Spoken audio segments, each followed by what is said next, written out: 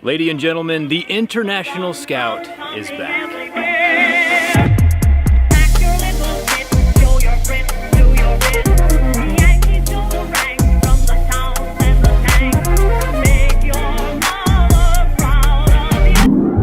Meet the International Scout, Australia's newest, most advanced, go-anywhere, four-wheel drive runabout. The International Scout was made by a tractor company back in 1960. Called the International Harvester, the Scout was made to compete with the Jeep and performed really well, selling over 500,000 vehicles. And now they're coming back as all-electric vehicles with an optional gas generator option that I'll get to in a second. We have two vehicles today. We have the Scout Traveler, which is an SUV, and the Scout Terra, which is an electric truck. Let's start with the Traveler. Right off the bat, the first thing I'm noticing is the massive cabana, one of the largest sunroofs I've ever seen in an SUV. I see the Scout Traveler fitting in the same outdoor family as like the Broncos and the Jeeps, with a spare tire on the rear and enough internal space to fit a piece of plywood, width-wise at least. The back hatch is a split gate with a tire carrier on the rear that holds a full-size 35-inch spare tire. The charge port is the NACS standard and has an additional 3 outlets inside the same flap, with 3 additional 120-volt plugs on the inside. Down here at the bumper we have tow hooks, as well as I really appreciate that the bumper and these lower panels are all removable and replaceable, so if you are off-roading and something gets damaged, it isn't a massive repair bill.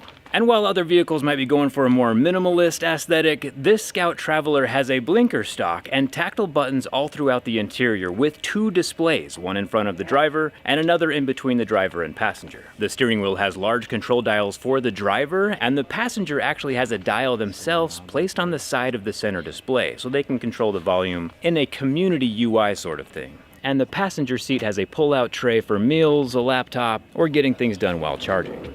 Speaking of charging, that brings us to what really sets the Scout vehicles apart from anything else on the market right now. The Scout vehicles have an option called the Harvester, which is an onboard gas generator that extends the range from 350 miles all the way up to 500 miles. Still utilizing the electric motors and the battery underneath, the gas generator is just recharging the battery. Both vehicles, the Terra and Traveler, are 4-wheel drive, have a solid rear axle, can climb 100% grades, and have a 0 to 60 of 3.5 seconds, and built for off-roading. They both have a rugged, retroly futuristic design. Sitting in the driver's seat feels so good. This is like a rugged kind of outdoorsy aesthetic, and I'm sure they're gonna have different interior options, but what we have right now is a hempwood door panel trim that also wraps around the dashboard with throwbacks to the original Scout designs. The massive glass roof up top, which hopefully has some kind of tinting for us, for the people who like to drive trucks. We have large dials on the steering wheel, a compass here in the middle, which is interesting, and different off-road modes, all which come with their own buttons, 2 screens with the same passenger dial over here, as well as a tray that pulls out for the passenger. And speaking of passengers, there are 2 spots in the front with a bench seat, which I'm a huge fan of.